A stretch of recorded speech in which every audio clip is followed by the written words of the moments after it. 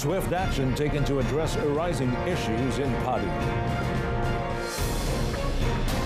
Khazanah invests in Southeast Asia's largest SME financing platform.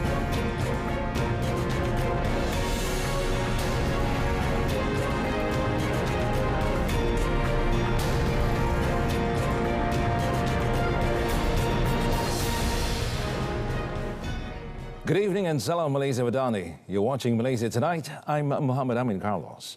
Now, the newly launched central database hub known as Padu could put an end to hardcore poverty in the country. And according to Prime Minister Datuk Seri Anwar Ibrahim, Padu will enable efficient delivery of targeted subsidies, which is a priority for the government this year. Now, in a post on Facebook, Datuk Seri Anwar said the government has spent more than 22 billion ringgit to help the poor and those in need, especially in rural and remote areas.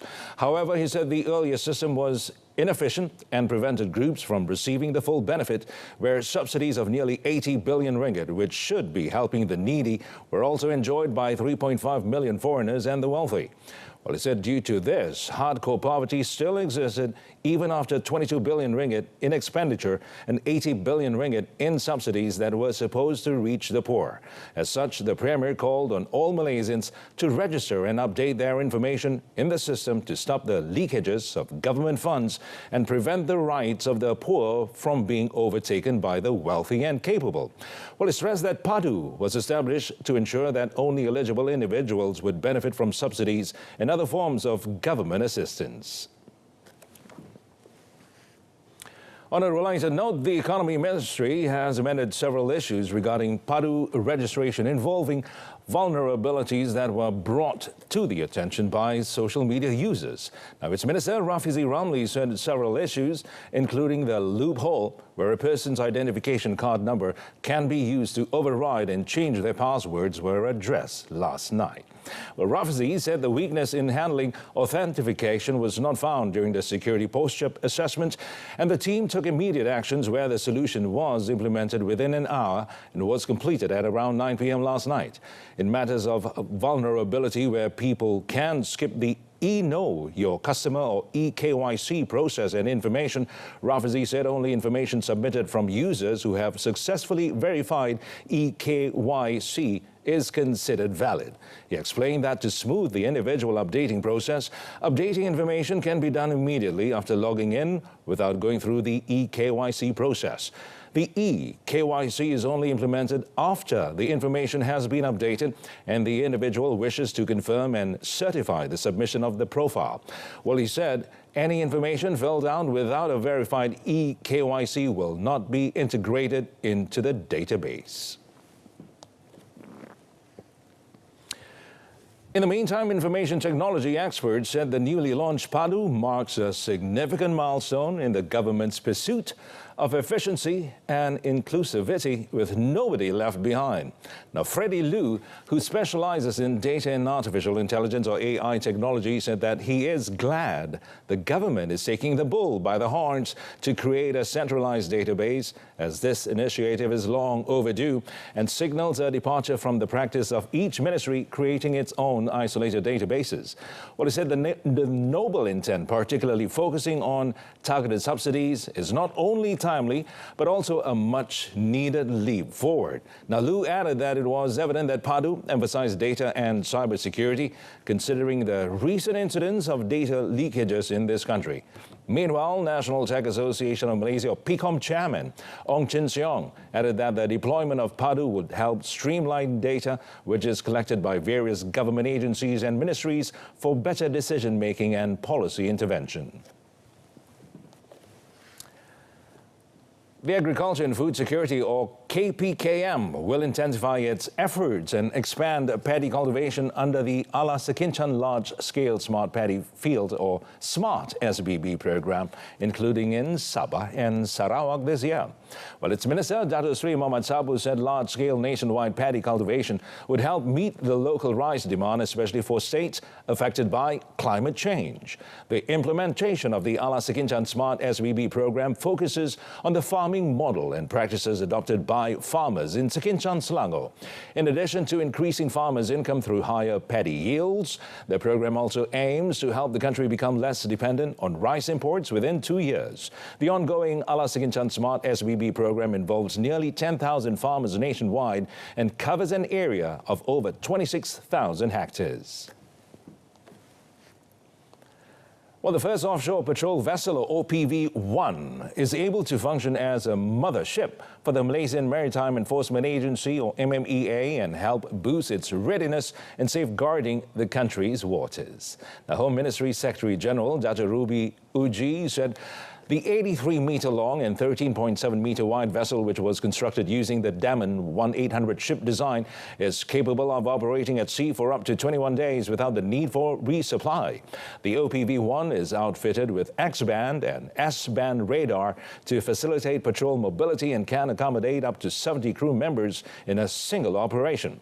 With a maximum speed of 21 knots, the vessel is also equipped with facilities such as a helipad and a detention room. Now, OPV is also equipped with advanced gear such as an unmanned aerial vehicle, or UAV, a 30mm Aselsan smash cannon, 2 rigid hull inflatable boats and a fast interceptor craft. Well, according to him, the handover of OPV-1 marked another key milestone for the ministry in securing the completion of a domestically made patrol vessel that had previously been delayed due to the spread of COVID-19. He added that the OPV-1 is hoped to be able to further strengthen MMEA's operations in enforcing maritime laws safeguarding the safety of the Malaysian maritime zone.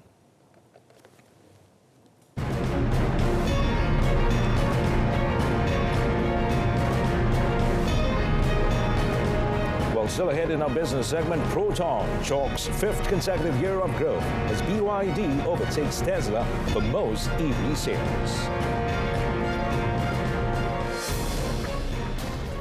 Well, Bursa Malaysia closed high today as bargain hunting emerged following yesterday's sell down amid the mostly lower regional market performance. Now, Rakuten Trade Equity Research Vice President Tong Pa Ling said buying interests were also seen in small cap stocks, particularly in the healthcare, property and utilities sector. Now, at 5 p.m. today, the Bursa Malaysia KLCI ended 0.63% or 9.27 points firmer to 1,462.37 from Tuesday's close of 1,453.10.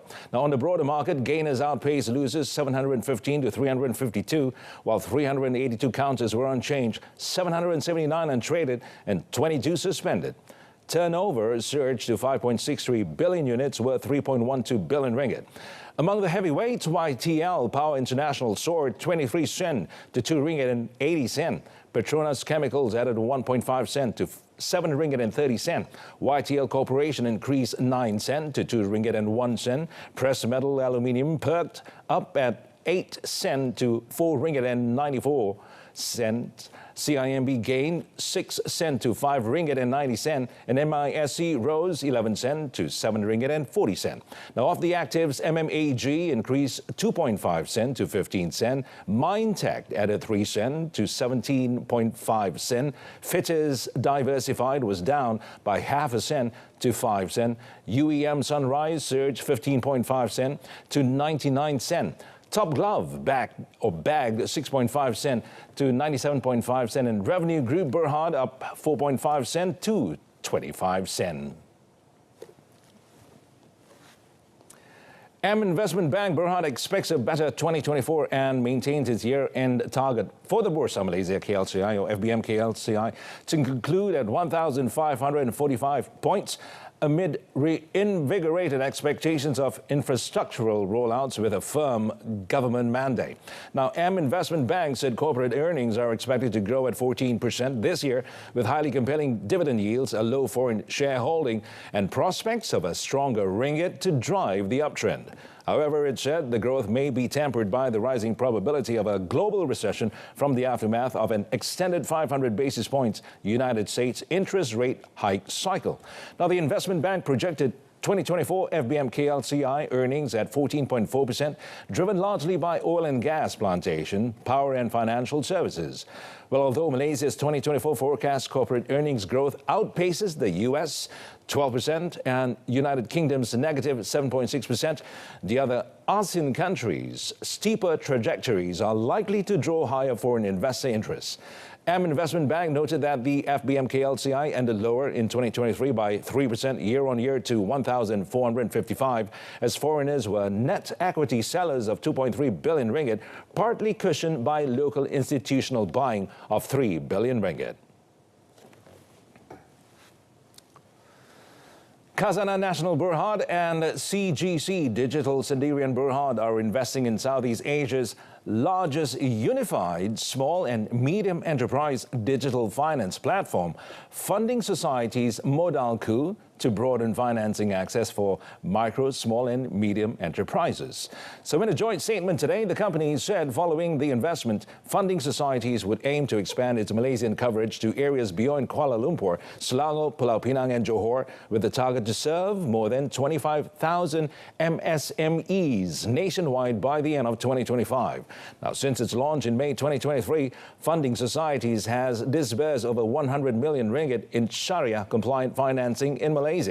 In total, the digital finance platform has disbursed over $3.5 billion in business financing through 5 million transactions, positively impacting over 100,000 businesses across its 5 markets in Southeast Asia, namely Malaysia, Singapore, Indonesia, Thailand and Vietnam. Khazanah Managing Director Dato' Amirul Faisal Wan Zahir said that being the backbone of Malaysia's economy and contributing nearly half of the nation's employment, MSMEs are both critical and critically undeserved. Khazanah's investment would fall under its Dana Impact or Impact Fund mandate, a fundamental pillar under the sovereign wealth funds advancing Malaysia's strategy.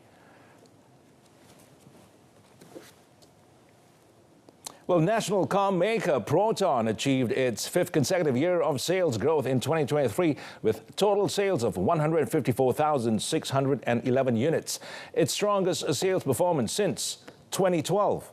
Now, the company said this represented a 9.3% increase over the 141,432 units sold in 2022. Now, Proton calculated its market share last year to be 19.4% based on the projected total industry volume of 794,948 units for the year, up 10.3% from 2022. And with December sales reaching 12,711 units, the company said it also finished the year ranked second in overall sales, which is also the 5th year in a row it has maintained its position. Its chief executive officer, Lee Chun-rong, said factors such as the fulfillment of orders for tax-free cars up till the end of March no doubt fueled the volume increase in the first quarter of the year, but it was also an active year for car launches with minimal disruptions caused by parts shortages. The Proton saga started and ended the year as the best-selling Proton model, notching an impressive 70,184 units sold, its best performance since 2012, and positioning it as the 4th best-selling vehicle in Malaysia for 2023.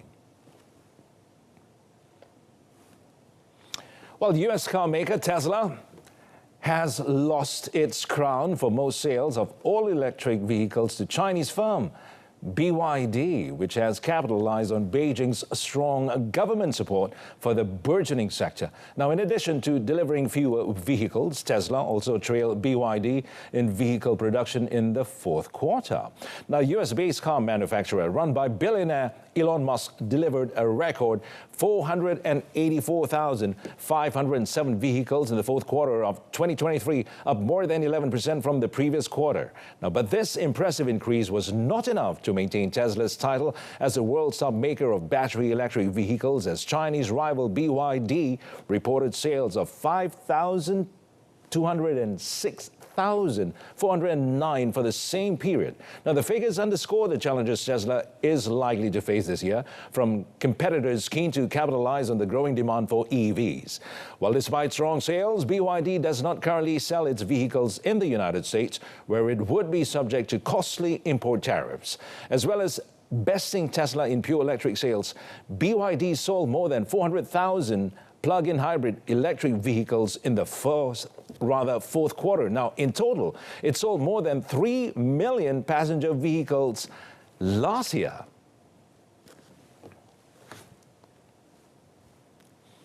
Brazilian aircraft manufacturer Embraer aims to tap into the growing demand for narrow-body aircraft in the Asia-Pacific, including Malaysia, as the country aims to be a major aerospace hub in the region. Embraer Asia-Pacific Vice President Raul Villaron said the aircraft manufacturer is in talks with many airlines across the region, including Malaysia, which are looking at how the E-jets could make a difference to their network and business.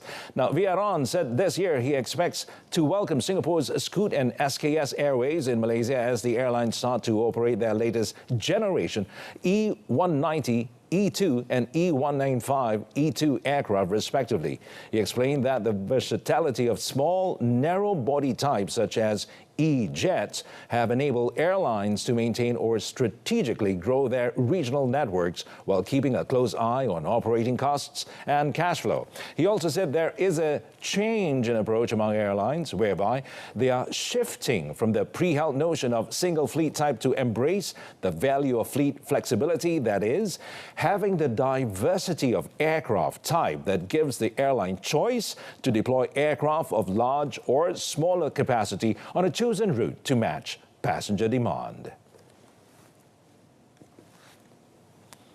RHB Investment Bank Berhad has maintained its overweight call on the construction sector on expectation that contract rollouts will be backed by the government's 90 billion ringgit development expenditure allocated for this year.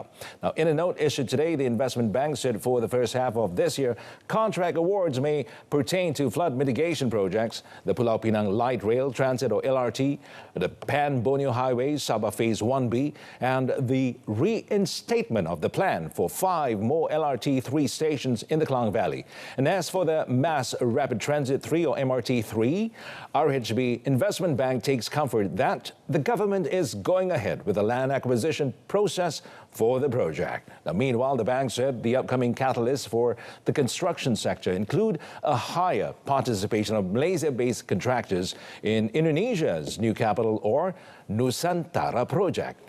Another catalyst is a quicker than expected rollout for the proposed 3 lines of the Johor Bahru Light Rail Transit. In addition, RHB Investment Bank also noted that there has been a slew of contractors participating in renewable energy-related initiatives such as the Corporate Green Power Program. Malaysian planters' earnings in 2024 will likely be better than last year, owing to lower unit costs on lower fertilizer expenses and higher productivity. Maybank Investment Bank today said the crude palm oil or CPO price trend this year would broadly be the same as in 2023 and maintain its forecast for an average selling price of 3,700 ringgit per ton, which is below 2023's 3,830 ringgit per ton. Now, the investment bank said this was premised on good South American soybean harvest and anticipated lower year-on-year unit costs. Also, the market is monitoring the ongoing El Nino that has delayed soybean planting in Brazil. It said a crop failure may lead to a spike in CPO prices, and at the same time, the market fears that a global recession may weigh on CPO prices. The effects of high United States interest rates, the Russia-Ukraine and Israel-Hamas wars, and the financial health of many countries pose many uncertainties to global demand. It added that a weaker than expected demand would lead to a higher than expected stockpile, dragging down CPO prices. Meanwhile, the investment bank noted that the Malaysian government is conducting a comprehensive study on taxes in the palm oil sector and hopes to complete the study sometime in 2024. A total of 15,605 applications for the Malaysian Halal certification have been recorded last year, an increase of 4% from applications received in 2022. Now, of the total applications received last year, 8,509 of them were approved, involving 132,106 products, with the total fee received amounting to 11.035 million ringgit. Well, according to the Islamic Development Department Malaysia, JAKIM Director General Dato' Hakimah Muhammad Yusof said halal certified products include food and beverages, pharmaceuticals, cosmetics, consumables, and medical devices. Now, based on the State of Global Islamic Economy 2023 report issued by Dinar Standards, Malaysia ranked first for the halal food sector in the Global Islamic Economy Indicator 2023. While she said it showed that Malaysia's halal industry is growing rapidly compared with other countries. Now, this achievement also contributed to Malaysia being able to maintain its position at first place out of 81 countries for the 10th consecutive year. JAKIM will give its full commitment to ensure the management of SPHM is at the best level, with various initiatives planned and designed to empower Malaysia's halal certification at the global level. The Human Resources Ministry will continue to enhance the Occupational Safety and Health, or KKP, training program to ensure the welfare and well-being of the country's human resources are protected. Its Minister Stephen Sim Chi Keong said the ministry's agency, namely the National Institute of Occupational Safety and Health, or NIOSH, would lead the efforts through various KKP-related training programs. Now, in a statement issued today, Stephen Sim said NIOSH is fully committed in ensuring the safety, health and welfare of all workers in the country. He also said that he is determined to expedite the enforcement of the Occupational Safety and Health for Amendment Act 2022 following several cases of fatal workplace accidents recently. Well, NIOSH, meanwhile, said in a statement that it is actively implementing various efforts to enhance awareness among employer and workers to participate in the training sessions being offered, especially those involving KKP. Now, to achieve that, NIOSH said that it is upgrading existing training programs to meet the industry's needs and using the digital platform to enhance the effectiveness and achievement of its training programs.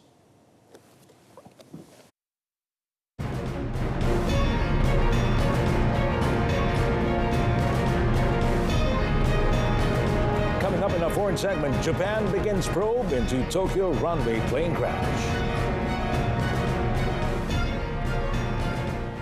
Well, the Israeli army has said it is prepared for any scenario after a strike in Beirut that killed Hamas's deputy chief, stoking fears the war in the Gaza Strip could boil over into wider regional conflict. Now, Hamas TV reported Israel had killed Saleh al-Aruri in Lebanon, along with his bodyguards, in a strike. Israel has previously announced the deaths in Gaza of Hamas commanders and officials during the war, but Aruri is the most high-profile figure to be killed, and his death came in the first strike on the Lebanese capital since hostilities began. Well, the strike adds to widespread fears that the nearly 3-month-old Israel-Hamas war could become a wider regional conflagration. Now, Hamas said Aruri's death would not lead to its defeat, while its Lebanon-based ally Hezbollah vowed the killing would not go unpunished, calling it a serious assault on Lebanon and a dangerous development. Lebanese Prime Minister Najib Mikati condemned the killing and said it aims to draw Lebanon further into the war. Well, one day after the collision between a Japanese passenger plane and a Coast Guard aircraft at Tokyo's Haneda Airport, the country's transportation authorities have begun investigating the cause of the accident. Well, the Japanese news agency Kyodo reported the Japan Transport Safety Board, a government agency responsible for serious accidents involving aircraft, trains and ships, is taking a close look at the burnt-out wreckage. Now, it had also recovered flight and voice recorders from the Coast Guard aircraft. All but one of 6 people on the Coast Guard aircraft died, but all 379 passengers and crew escaped to safety down emergency slides minutes before the Japan Airlines Airbus was engulfed in flames late Tuesday. The captain of the Coast Guard plane, which had been bound for the New Year's Day earthquake zone in central Japan, was its lone survivor but suffered serious injuries. In a recording from Haneda's control tower, apparently made in the moments before the collision, available on a site that broadcasts live air traffic signals, a voice can be heard advising JAL's flight to, quote-unquote, continue approach. NHK reported that the control tower had instructed the Coast Guard plane to hold short of the runway. But the broadcaster also quoted an unnamed Coast Guard official as saying that the pilot said immediately after the accident that he had permission to take off, while JAL canceled more than 40 flights to and from Haneda on Wednesday, and fellow Japanese airline All Nippon Airways also canceled dozens of flights.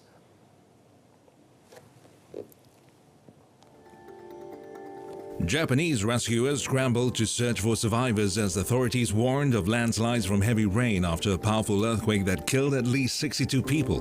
The rescue operation was given extra urgency as the Japan Meteorological Agency, or JMA, issued a heavy rain warning in the region, advising people to be on alert for landslides until Wednesday evening.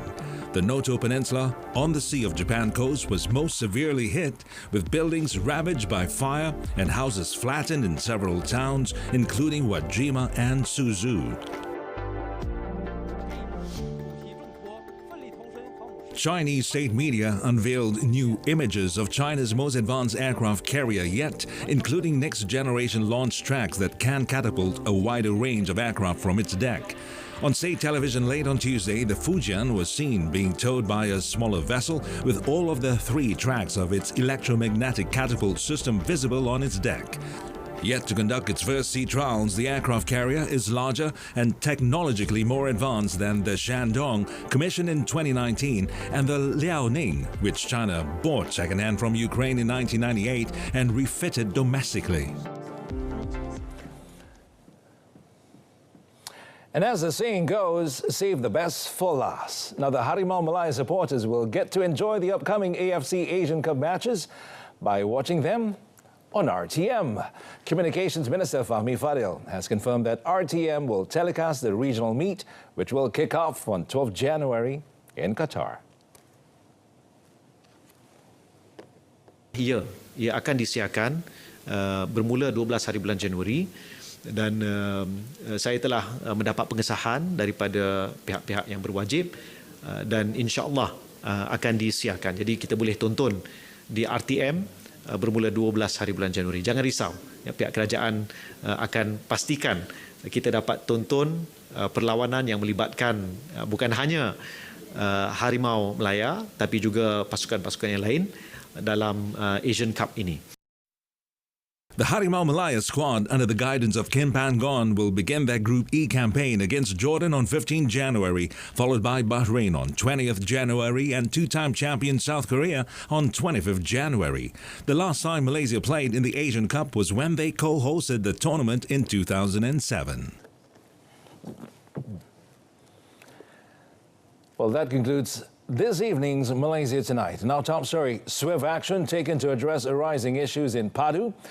And of course, do tune in to World Today coming up tomorrow at 12:30 p.m. on TV2. From the river to the sea, Palestine will be free. And I'm Muhammad Amin Carlos. Malaysia Madani, Tekat Perpaduan, Penuhi Harapan. Thanks for watching.